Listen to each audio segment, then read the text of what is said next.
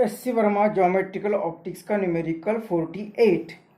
A double convex lens has focal length 25 centimeter.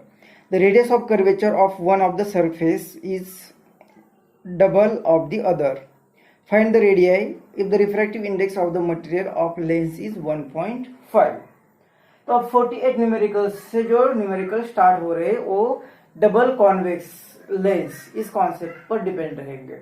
48 के पहले जो न्यूमेरिकल किए थे वो refraction due to the single curve surface हमने ये देखा था, और उसी कॉन्सेप्ट को यूज करके हमें एक नेक्स्ट उसकी लेवल होगी। तो अभी डबल लेंस, पहले एक ही लेंस के कारण रिफ्रैक्शन देख रहे थे, अब दो लेंसेस को कंबाइन किया और वो हो गई डबल कॉन्वेक्स लेंस, और उसके कारण जो एक फॉर्मूला आएगा उसे कहते हैं हम लेंस मेकर्स फॉर्मूला। उसे यूज करना है भी इस न्यूमेरिकल के बाद या इस न्यूमेरिकल से। लेंस मेकर्स फॉर्मूला मतलब ये डबल रिफ्रैक्शन आप देख रहे हैं हम, रिफ्रैक्शन ड्यू टू, यहाँ पे रिफ्रैक्शन होगा due to double convex lens, double convex lens, और यहाँ पे हमें यूज करना है लेंस मेकर्स फॉर्मूला। और वो लेंस मेकर्स फॉर्मूला क्या होता है, 1/f जो लेंस दिए डबल कॉन्वेक्स उसका focal length is equal to ये होता है μ2/μ1, मतलब refractive index of second medium divided by refractive index of first -1, और एक ब्रैकेट में 1/रेडियस ऑफ कर्वेचर ऑफ एक सरफेस टू द डिवाइडेड 1/रेडियस of curvature of second surface. ये फार्मूला कहाँ से आया इसे हम डिस्कस करेंगे, इसे डिराइव करेंगे, लेकिन सबसे पहले ये जो 48 न्यूमेरिकल दिया हुआ है हमें इसे सॉल्व कर देते हैं। अगर ये न्यूमेरिकल पता है, ये फार्मूला पता है तो इसे सॉल्व कर देते हैं, और ये फार्मूला किस तरह से आ गया इसे बाद में डिस्कस करते हैं, पहले न्यूमेरिकल सॉल्व करते हैं। तो ये डबल कॉन्वेक्स लेंस जो दी हुई है हमें, इसके दो सरफेसेस हो गए, एक लेफ्ट साइड में एक राइट साइड में। अब लेफ्ट सरफेस को अगर सर्कल कंप्लीट करते हैं उसका, तो उसका जो सेंटर आएगा इसे कहा C1, और यहाँ से जो रेडियस ऑफ कर्वेचर आएगा वो R1। उसी तरह से इसे सरफेस 2 कहते हैं, उसे कंप्लीट किया तो जो सेंटर आएगा वो C2 और उसका रेडियस ऑफ कर्वेचर R2। और ये जो मटेरियल दिया है उसका रिफ्रैक्टिव इंडेक्स दिया है 1.5, मतलब ये ग्लास होगी, और उसका फोकल लेंथ दिया है 25 सेंटीमीटर। और एक कहा है कि ये जो R1 और R2 का रिलेशन भी दिया है कि कोई भी एक रेडियस दूसरे के डबल होगी। ये मेंशन नहीं किया है कि कौन सी होगी, इसलिए हमने यहाँ पे R2 is equal to 2R1 लिखा। आपको लगा तो R1 is equal to 2R2 भी लिख सकते हैं, और हमें R1 और R2 की वैल्यू फाइंड करनी है। तो ये 1/f फोकल लेंथ कितनी दी है 25, तो इसे अगर रख देते तो 1/25 is equal to μ2 refractive index of second medium, मतलब ऑब्जेक्ट का ही यहाँ पे होगा या उस साइड में होगा, एयर में होगा, तो वो μ1 और ये μ2, तो μ2 कितना दिया है 1.5, और ये μ1 मतलब वो एयर होगी, एयर में रखा हुआ है -1, और ये 1/R1 -1 हमने कहा है R2 इज 2R1, तो उसे 2R1 लिखते हैं 2R1, और वो ये अगर रेडियस है तो वो लेफ्ट साइड में होगी, तो वो माइनस आएगी, तो इस तरह से। तो 1/25 इज इक्वल टू, ये तो यहाँ पे 1 आएगा, तो 1.5 - 1 आएगा, तो 1.5 ये 1 ही है, तो 1.5 - 1 कितना आएगा 0.5, और इंटू ये 1/R1, ये माइनस प्लस तो 1/R1 प्लस 1/2R1, मतलब कितना 0.5 2R1, और ये plus 3R1 upon 2R1 square, तो ये R1 स्क्वेयर के लिए चला गया, और ये 1/25। अब ये R1 यहाँ पे चला जाएगा, 25 यहाँ पे आ जाएगा, तो ये R1 यहाँ पे, तो ये R1 इज इक्वल टू ये 0.5 वैसे ही, ये 3 वैसे ही, ये 2 भी वही, ये सिर्फ R1 इधर गया, 25 इधर आ गया, और ये 0.5 का मतलब 1/2।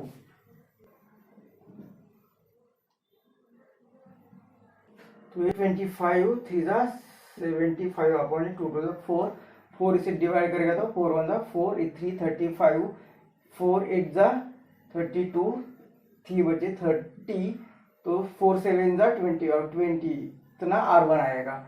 मतलब R1 मिल गया हमें 18.75 सेंटीमीटर। तो R2 कितना आएगा?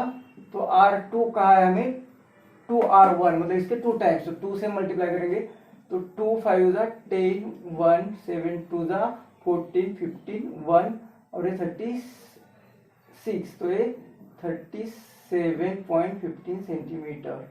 तो ये आएगा R2। अब हम डिस्कस करेंगे refraction due to double convex lens. मतलब इसके बाद जो डेरिवेशन होगा उससे कहेंगे हम lens makers formula. Lens makers formula हम डिराइव कर रहे हैं। अब ये डबल कॉन्वेक्स लेंस, ये उसका ऑप्टिकल सेंटर होगा तो उसमें से जो एक लाइन पास होगी प्रिंसिपल एक्सिस, इसके दो सरफेस हो गए, सरफेस 1 और सरफेस 2। लेकिन इनिशियली हम एक सरफेस को ही कंसिडर करेंगे और मान लेंगे कि ये सरफेस यहाँ पे नहीं है। इनिशियली यहाँ पे एक ऑब्जेक्ट रख दिया। अब इस ऑब्जेक्ट के कारण जो इमेज फॉर्म होगी इसके लिए हमें कोई भी दो रेज चूज करने पड़ेंगे। तो एक रे ये चूज करते हैं जो कि अलोंग द प्रिंसिपल एक्सिस होगा, तो कोई डेविएशन नहीं, वो सीधा चला जाएगा इस तरह से। और एक दूसरा एक रे यहाँ से कहीं यहाँ पे आ जाएगा, वो यहाँ पे इंसिडेंट होगा।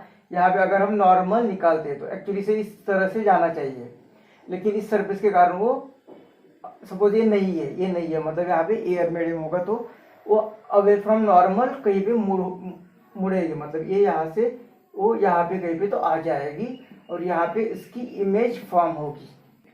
लेकिन एक्चुअली क्या हुआ है कि यहाँ पे दूसरा सरफेस भी रख दिया, दूसरा सरफेस रख दिया तो ये यहाँ आते ही इस रे को रिफ्रैक्ट करेगा। मतलब यहाँ पे अगर हम नॉर्मल निकालते हैं इसे तो वो नॉर्मल से अवे, मतलब ये कहीं पे तो इस साइड में मुड़ेगा और यहाँ पे फिर इमेज बनेगी। मतलब यहाँ पे बननी चाहिए थी, ये नहीं होता तो, लेकिन इसे रखने के बाद ये यहाँ पे इमेज बन रही है। इसका मतलब कि ये डबल कॉन्वेक्स, अब ऐसा नहीं हो रहा है कि इससे पहले रख रहे हैं इसे बाद में रख रहे हैं, एक ही साथ दोनों भी सरफेसेस हो गए। तो ये रे यहाँ से यहाँ पे आएगा, रिफ्रैक्ट होगा, ये रे यहाँ पे आएगा, फिर उससे रिफ्रैक्ट हो रहा है। मतलब कि ये रे जब यहाँ पे आएगा तो इसके कारण जो इमेज फॉर्म होगी, मतलब ये नहीं होता तो इमेज यहाँ पे फॉर्म होती, तो वो इमेज एक्ट हो रही है as an object for this surface. उस सरफेस के लिए वो ऑब्जेक्ट एक्ट हो रही है और ये ऑब्जेक्ट से निकली हुई ये रे को ये रिफ्लेक्ट कर रहा है और उसकी फाइनल इमेज बना रहा है यहाँ पे। ये होगी फाइनल इमेज यहाँ पे। और उसका लोकेशन, अब हम ये लोकेशन कितना होगा, तो इस सेंटर से ये होगा U और हम इसे कह रहे थीन लेंस। हम ये जो रिफ्रैक्शन ड्यू टू यहाँ पे कॉन्वेक्स जगह पे लिखेंगे थीन लेंस। थीन लेंस के लिए ही ऐसे देख रहे हैं। एक न्यूमेरिकल किया था हमने, एक सरफेस था और उनके बीच में 5 सेंटीमीटर का डिस्टेंस था, तब हमने इसका रिफ्रैक्शन देखा फिर उसका रिफ्रैक्शन देखा। लेकिन जब थीन लेंस होगी तो हम इसके लिए एक सेपरेट फॉर्मूला ही डिराइव कर रहे हैं और ये इसकी फाइनल इमेज यहाँ पे होती है। मतलब ये इसे लिखते V' यहाँ पे होती, लेकिन सॉरी इनिशियल इमेज, और ये होगी फाइनल इमेज, इसे लिखते V। तो यहाँ पे दो बार रिफ्रैक्शन हुआ, पहले इस सरफेस के कारण, दूसरा उस सरफेस के कारण। इसे हमने पहले कहा कि ये है ही नहीं, इसे एक सरफेस को ही कंसीडर किया। मतलब यहाँ पे हम पहले जो रिफ्रैक्शन ड्यू टू पहले सरफेस देखेंगे, रिफ्रैक्शन ड्यू टू सरफेस 1। तो एक सिंगल सरफेस के लिए रिफ्रैक्शन का इक्वेशन पता है हमें, μ2/v minus μ1/u is equal to μ2 minus μ1/r। एक सिंगल सरफेस के कारण उसका इक्वेशन पता है। अब इसके कारण जो इमेज बन रही है यहाँ पे वो इमेज मतलब यही से आ रही है। अब एक्चुअली वो वर्चुअल इमेज है, यहीं पे रे आ रही है और वही रे को फिर ये रिफ्लेक्ट करके यहाँ पे ला रहा है, मतलब वो इसकी इमेज वर्चुअल इमेज होगी and it will act N object for this surface. तो होगा ऑब्जेक्ट फॉर इसके सरफेस के लिए, तो इसके कारण जो रिफ्रैक्शन होगा इससे भी देखते हैं कि रिफ्रैक्शन ड्यू टू सरफेस 2, इस surface refraction due to surface हमें देखना है। अभी ये जो मीडियम था इसका रिफ्रैक्टिव इंडेक्स हमने μ1 माना था, इसका μ2 कहा था और इसका फिर से μ1 करेंगे, इस तरह से एक इक्वेशन लिखा है। अब यहाँ पे कौन सा μ1 कौन सा μ2 लेना है, तो ये इक्वेशन अगर देखते हैं तो जहाँ पे ऑब्जेक्ट होगा उसका रिफ्रैक्टिव इंडेक्स, मतलब ये जो यहाँ पे पहले लिख देते हैं v और ये -u, उसका तो कोई कंफ्यूजन नहीं। μ1 मतलब ये रिफ्रैक्टिव इंडेक्स, यहाँ पे कौन सा रिफ्रैक्टिव इंडेक्स लिखेंगे, जहाँ जिस मीडियम में ऑब्जेक्ट है उस मीडियम का रिफ्रैक्टिव इंडेक्स। अब ऑब्जेक्ट कहाँ पे, इसे तो हमने कहा this image act N object for this surface, इस सरफेस के लिए लिख रहे हैं, तो इस सरफेस का ऑब्जेक्ट कहाँ पे, यहाँ पे, लेकिन ये वर्चुअल है एक्चुअली, ये कहाँ पे इसी मीडियम में आ रहा था, यहाँ पे रिफ्रैक्शन हुआ और इसी मीडियम में आ रहा था और इसने रिफ्रैक्ट करके फाइनल इमेज बनाया, मतलब ये ऑब्जेक्ट एक्चुअली इसी ग्लास में ही है, ये ऑब्जेक्ट ग्लास में ही है, मतलब इस ग्लास का जो रिफ्रैक्टिव इंडेक्स होगा ये यहाँ पे लिखेंगे, इसकी यू के ऊपर लिखेंगे। अब इस ग्लास का रिफ्रैक्टिव इंडेक्स क्या है, μ2, मतलब इसे लिखेंगे μ2 और इमेज फिर यहाँ पे बन रही है, इमेज फाइनल इमेज यहाँ पे बन रही है जिसका रिफ्रैक्टिव इंडेक्स μ1 है, तो ये लिखेंगे μ1। तो जहाँ पे इमेज होती है उस मीडियम का रिफ्रैक्टिव इंडेक्स और जहाँ पे ऑब्जेक्ट होता है उस मीडियम का रिफ्रैक्टिव इंडेक्स, इस तरह से लिखना है, इज इक्वल टू ये आएगा μ1 माइनस μ2 और ये r इक्वेशन 1 + 2 कर देते तो इसकी लेफ्ट साइड ऐड करेंगे पहले, तो ये आएगा और ये जो v है, ये जो v इस इक्वेशन में जो लिखा, ये जो v लिखा हमने इसके लिए लिखा एक्चुअली वो v डैश, और यहाँ पे जो कहा हमने कि ऑब्जेक्ट एक्ट्स एन ऑब्जेक्ट, ये इमेज एक्ट्स एन ऑब्जेक्ट, मतलब यहाँ से ये जो डिस्टेंस है वो ऑब्जेक्ट के लिए, मतलब u के जगह पे लिखेंगे v dash, μ2 upon v dash minus μ1 upon u plus इसकी left side μ1 upon v minus μ2 upon v dash is equal to ये μ2 माइनस μ1 अपॉन r। अब ये सरफेस और ये सरफेस जरूर नहीं कि सेम ही रेडियस होगी, तो इसकी रेडियस अगर 1 लिखते इसकी रेडियस 2 लिखते तो ये आएगा r1 plus μ1 minus μ2 upon r2। कभी यहाँ पे उनकी रेडियस सेम हो भी सकती है, नहीं भी हो सकती है,